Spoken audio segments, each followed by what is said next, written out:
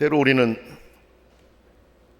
우리 앞에 전혀 예상치 못했던 일들이 일어나는 것을 경험할 때 많이 당황합니다.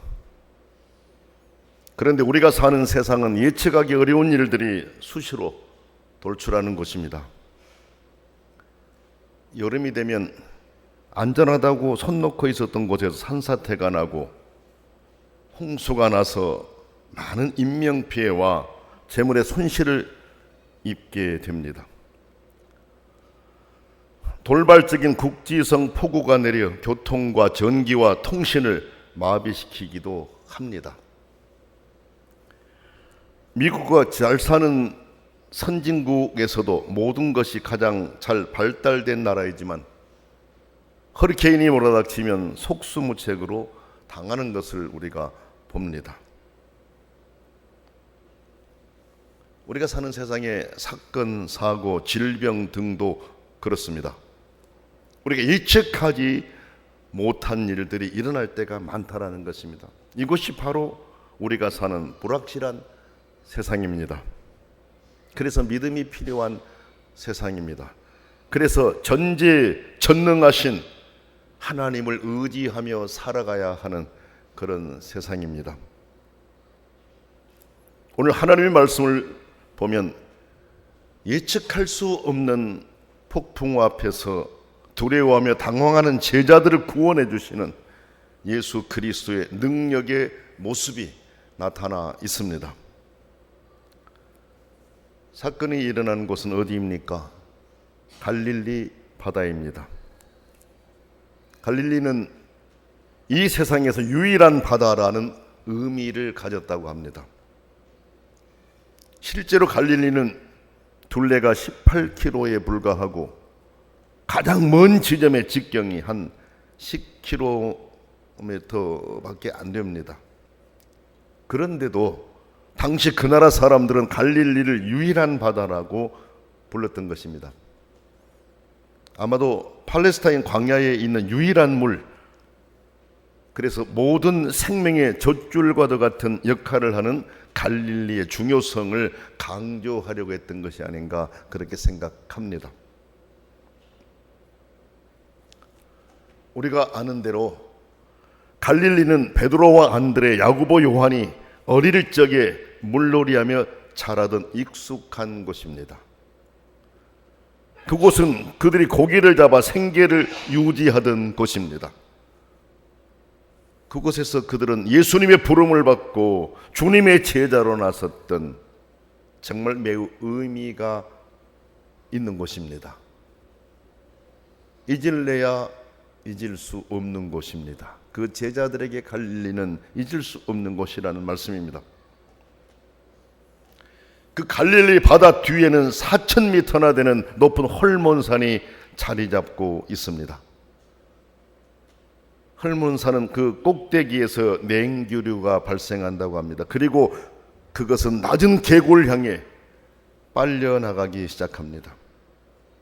그럴 때 바람의 위세는 대단해서 공포를 자아낸다고 합니다. 높은 산에서 계곡을 향해서 냉기류가 이렇게 빨리 나가게 될 때 그 바람의 위세가 대단하다는 것이죠. 어느 날 예수님께서 제자들과 함께 이 바다를 건너가게 되었습니다. 이 바다를 건너가고 계실 때 바로 이 광풍을 만나게 되었습니다. 37절의 내용이 그렇습니다. 큰 광풍이 일어나며 물결이 배에 부딪혀 들어와 배에 가득하게 되었더라 그랬습니다. 그 바다에서 자라고 생활을 했던 제자들은 그 바람의 위력을 잘 알고 있었습니다. 그래서 죽게 되었다라고 판단한 것입니다. 그들은 광풍 속에서 죽음의 그림자를 보았고 두려워 떨어야 했습니다. 이것은 오늘 우리들의 현실과도 유사합니다. 우리가 직면한 어려운 여러 일들 앞에서 우리도 그 일들의 결국을 부정적으로 생각하며 제자들처럼 두려워하기도 하고 떨기도 합니다. 이 일이 내가 생각했던 부정적인 방향으로 끝나면 어쩌나라고 하는 이런 두려운 마음들이 있다라는 것입니다. 어려움 속에서 주님을 바라보며 희망을 품고 침착하게 대처해야 하는데 그렇지 못할 때가 많습니다. 왜냐하면 그 일을 해결해 주실 주님의 능력보다 지금 내 앞에 닥친 일이 더 무섭고 크게 보이기 때문에 그렇습니다. 지금 제자들이 그랬습니다. 주님이 배에 함께 계셨는데도 제자들은 주님께서 해결해 주실 것이라는 믿음보다도 지금 자신들이 겪는 풍랑을 더 무서워했습니다. 믿음을 가지고 한번 실천해 볼 수 있었는데 그렇게 하지 못하고 떨고만 있었던 것입니다. 아마도 이런 현상은 인간이라면 누구나 가질 수 있는 공통된 것이 아닐까 그렇게 생각합니다. 우리가 믿음 생활을 잘하고 있다고 하지만 어떤 극한 상황이 우리 앞에 왔을 때 우리 역시 그렇게 두려워하며 당황하지 않을까 그런 생각을 하게 됩니다. 평화로운 교회 교우 여러분, 그러나 우리는 그럼에도 불구하고 위기의 순간일수록 더욱 침착하게 생각하고 믿음의 방식으로 해결하기 위해서 힘씁시다. 그렇게 해달라고 주님께 우리를 맡기며 기도합시다. 우리 주님은 사람들의 연약함을 아셨기에 주의 기도를 가르쳐 주셨습니다. 주님이 기도를 가르쳐 주셨습니다. 주의 기도를 드리며 하나님의 도우심을 구하며 살게 하신 것입니다. 이 세상을 너무나도 잘 아시기 때문에 주의 기도를 가르쳐 주시고 그 기도를 드리게 하신 것입니다. 우리의 기도는 편협할 수 있지만 주의 기도는 완벽합니다. 주의 기도는 우리가 사는데 필요한 모든 것들과 앞으로 닥칠 일들까지 맡기며 기도하도록 가르쳐 주신 기도의 모범입니다. 그래서 우리는 예배 때마다 주의 기도를 한 목소리로 드리고 있는 것입니다. 우리는 그렇게 드리는 기도를 습관처럼 만들어야 됩니다. 왜냐하면 습관은 우리의 생각과 삶의 자세를 바꿀 수 있기 때문에 그렇습니다. 얼마나 많이 주의 기도를 드리고 있습니까? 가정에서 함께 모여 예배하는 성도들은 주의 기도를 훨씬 더 많이 드릴 것입니다. 새벽에 나와 기도하신 분들도 주의 기도를 훨씬 더 많이 드릴 것입니다. 우리는 주님이 가르쳐 주신 주의 기도를 계속 드리면서 주님이 왜 이 기도를 가르쳐 주셨는지 그 의미를 깨달아 알 수 있어야 하겠습니다. 성도 여러분, 제자들이 그토록 두려워 떨며 어찌할 바를 몰라 당황하고 있었는데 그런 무서운 두려움과 공포의 현장에서 우리 주님은 배 안에 누워 주무시고 계셨습니다. 앞의 내용을 보면 주님이 주무실 수밖에 없었어요. 능력 행하고 계속 말씀 가르치고 너무 피곤하셨어요. 배에 타니까 그냥 고온히 주무신 것이죠. 두려움에 질린 한 제자가 주님 곁으로 달려가 주님, 우리가 죽게 되었습니다라고 소리치며 주님을 깨웠습니다. 사람들은 주님의 침묵을 보고 의심에 빠질 수 있습니다. 38절 보세요. 예수께서는 고물에서 베개를 베고 주무시더니 제자들이 깨우며 이르되 선생님이여 우리가 죽게 된 것을 돌아보지 아니하시나이까 그랬습니다. 이렇게 사람은 주님의 침묵을 보고 의심에 빠질 수 있다는 것이죠. 내가 이렇게 고통 중에 있는데 주님은 무엇을 하고 계시는 것일까? 나의 고달픈 삶에 눌려 내가 이렇게 힘들어하는데 주님은 나를 보고 계시는 것일까 하는 의심에 빠질 수 있다는 겁니다. 나는 이 말씀을 묵상하면서 십자가에서 주님께서 외쳤던 그 말씀이 생각났습니다. 제9시쯤에 예수께서 크게 소리질러 이르시되 엘리 엘리 나마 사박다네 하시니 이는 곧 나의 하나님 나의 하나님 어찌하여 나를 버리셨나이까 하는 뜻이라. 예수님은 하나님이십니다. 인성을 가지신 분이셨습니다. 십자가의 고통 중에 하나님 아버지 나를 버리셨습니까? 라고 절규했던 거 여러분 기억하고 있지 않습니까? 물론 의심해서가 아닙니다. 의심해서가 아닙니다. 십자가를 져야 한다라는 거, 그래 인류를 구원해야 된다라는 거 주님 너무나 잘 알고 계셨습니다. 그러나 고통이 너무 심각하다 보니 그렇게 부르짖었던 거예요. 그런데 우리들이야 오직하겠습니까?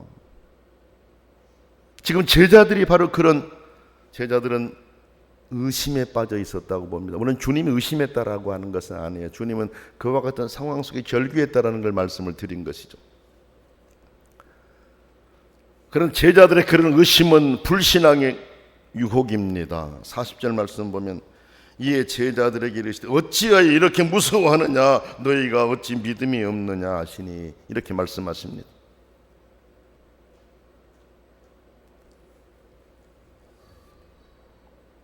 사람은 그런 온갖 물음과 씨름하면서 그렇게 하여 새로운 경험을 받아들일 수 있도록 마음이 열리게 된다는 것을 41절에서 알게 합니다. 자신의 삶에 하나님이 침묵하신다는 생각으로 더 많이 기도하고 하나님께 나아가면서 전혀 경험하지 못한 놀라운 새로운 믿음의 경험을 하게 된다는 의미입니다. 왜 그럴까요? 하나님의 도우심을 체험하기 때문에 그렇습니다. 때로 여러분 귀신들이나 혹은 서기관들과 같이 예수님이 누구신지 안다고 생각하는 바로 그러한 사람들은 예수님을 지나쳐갈 수가 있습니다. 더러운 귀신들도 어느 때든지 예수님을 보면 그 앞에 엎드려 당신은 하나님의 아들입니다 라고 부르짖었습니다. 마가복음 3장 11절 보면 나옵니다. 귀신이 당신은 하나님의 아들입니다 라고 부르짖은 거예요. 두려워하고 떨었습니다. 어떤 책을 보니까 성도들 가운데 귀신보다 믿음이 약한 사람들이 있다 이렇게 써놓은 걸 읽어본 적이 있어요. 왜 그랬냐면 귀신들은 두려워하고 떨기라도 했는데 성도들 가운데 믿음이 있다고 하죠. 하나님을 두려워하지도 않고 떨지도 않는 그런 믿음을 가진 사람들이 있다라는 거예요. 그래서 귀신보다도 더 약한 믿음이다 이렇게 써놓은 걸 봤어요.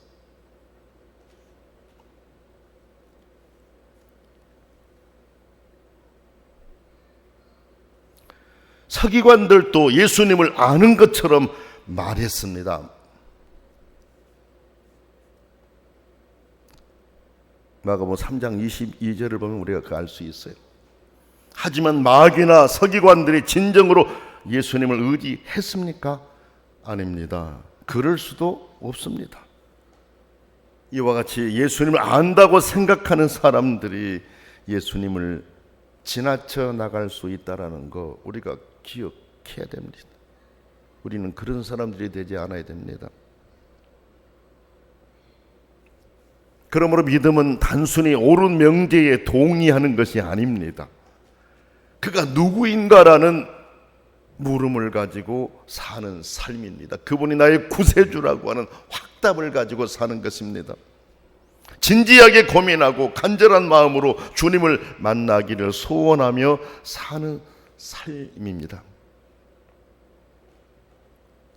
그런 믿음의 자세로 나아갈 때 우리는 주님을 더 깊이 알아갈 수가 있습니다. 제자들이 지금 그런 과정을 밟아가고 있습니다. 어찌 보면 주님은 지금 풍랑을 만난 제자들에게 주님을 몸으로 체험하며 알아가도록 그들의 믿음을 성숙으로 이끌고 계신다 이렇게 볼 수도 있습니다.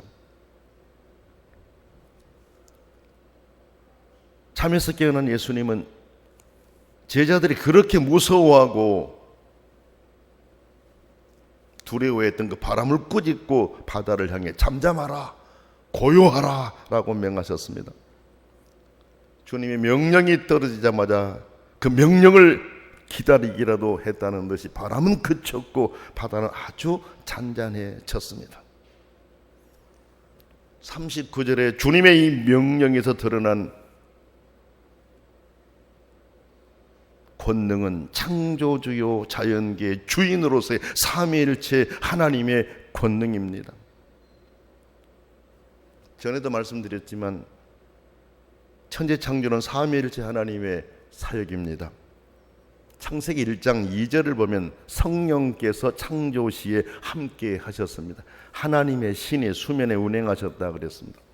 요한복음 1장 2절로 3절을 보면 성자 예수님께서도 창조 사역에 동참하셨음을 알려줍니다.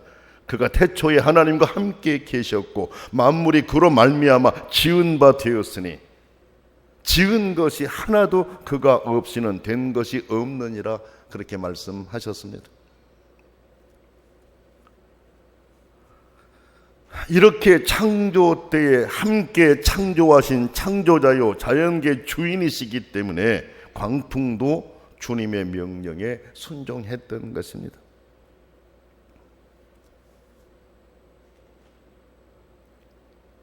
여러분, 풍랑이 잔잔케 되었을 때 그 제자들만 평안을 누렸을까요? 여러분 그 앞에 보세요. 36절, 그들이 무리를 떠나 예수를 배에 계신 그대로 모시고 가며 다른 배들도 함께 하더니 그랬습니다. 그 배들도 죽을 지경이었을 거 아닙니까? 그러나 예수님을 의지하면서 예수님의 도움을 청하고 나간 사람들이 있어서 주변의 사람들까지 평안을 찾을 수가 있었던 거 아닙니까, 여러분?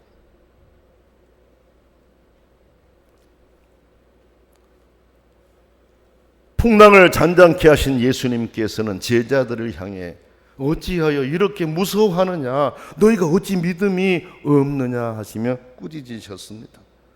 이 내용은 어찌 아직도 믿음이 없느냐 하신 말씀이다 이렇게 보고 있지 않습니까? 참고로 이 내용과 같은 기록을 하고 있는 마태복음 8장 26절을 보면 주님께서 풍랑을 잔잔케 하시기 전에 먼저 믿음이 작은 자들아 하며 제자들을 꾸짖으신 것을 우리가 알 수 있어요. 왜 믿음이 작은 자라고 하신 다음에 풍랑을 잔잔케 하셨어요. 그러나 이 차이가 서로 다른 내용을 보고 있다 이건 절대 아닙니다. 그 중심 내용이 중요하죠. 믿음을 실천할 기회가 왔는데 왜 기회를 놓쳤느냐라고 하는 지적입니다. 주님 의지하고 있으니까 그들도 명령을 해볼 수 있었고 주님을 의지하는 믿음으로 기도하면서 행할 수 있었을 거 아닙니까? 이 말씀은 고난의 때가 우리 믿음을 실천할 기회라고 생각하고 믿음으로 명령하고 믿음으로 기도하고 믿음으로 이겨내야 함을 우리에게 알려주신 말씀이다. 이렇게 볼 수도 있습니다. 사랑하는 평화로운 게 모든 성도 여러분, 오늘 우리도 예상치 못한 어느 날 인생의 바다 위로 불어오는 광풍을 만나 당황할 때가 있습니다. 두려워할 때도 있습니다. 그 바다는 때로 내가 너무나 익숙한 곳이지만 그 바다 위로 내가 감당하기 어려운 폭풍이 몰아쳐 제자들처럼 우리를 당황할 때가 있습니다. 당황하게 할 때가 있습니다. 때로는 내가 선한 싸움을 하는 중에 그런 폭풍이 오기도 하고 때로는 내가 순종하는 삶을 살고 있는데 그런 폭풍이 올 때가 있습니다. 이때 우리는 더 당황하게 됩니다. 하지만 우리는 고난의 때 이 한 가지 진리를 깨달아야 합니다. 하나님께서는 우리에게 문제가 없기보다는 문제를 극복하고 그 문제를 넘어서서 승리하는 인생을 만들어가기를 원하고 계신다라는 사실을, 이 사실을 기억합시다. 하나님은 우리를 믿음의 장부로 세우기를 원하십니다. 그 믿음이 바로 인생의 광풍 앞에서 당하는 시험이라 이렇게 생각할 수 있습니다. 그래서 기독교 신앙은 기복적인 신앙이 아니라 고난을 극복한 신앙이라고 봅니다. 여러분, 성경을 보면 아예 성경 한 권 전체를 고난의 문제를 다루고 있는 이런 책이 있지 않습니까? 욥기가 그렇지 않습니까? 성경이 경전 아닙니까? 경전인데 하나님을 믿는 사람들 계속해서 어려움을 당하면서 이겨가는 과정들에 대해서 기록한 게 얼마나 많습니까? 족장들을 비롯해서 수많은 사람들 그렇게 하고 있지 않습니까? 고난을 극복하며 승리자로서도 큰 믿음 주시기 위한 하나님의 뜻이 계신다라는 걸 우리가 알아야 하겠습니다. 무엇으로 고난을 극복하게 됩니까? 주님과 함께하는 삶으로 고난을 극복하게 된다라는 것을 알려줍니다. 주님이 탄 배에도 풍랑이 몰아쳤지 않습니까? 하지만 주님이 타고 계셨기에 그 배는 풍랑을 정복하고 안전하게 항해할 수가 있었습니다. 그렇습니다. 사랑하는 성도 여러분, 인생의 바다 위로 미친 듯이 불어닥친 광풍의 현장에서 주님이 동행하신다는 사실보다 더 큰 위로가 어디 있겠습니까?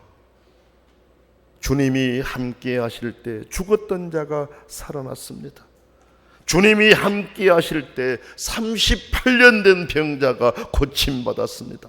나면서부터 보지 못했던 사람이 볼 수 있었습니다. 주님이 함께 하실 때 각종 질병에 걸려 괴로워하던 자들이 고침을 받고 새 삶을 살 수 있었습니다. 우리 주님이 함께 하실 때 인생의 의미를 상실하고 패회하던 영혼들이 제 궤도에 진입하여 정상적인 삶으로 전진할 수 있었습니다. 성경은 이 사실을 우리에게 알려주고 있지 않습니까?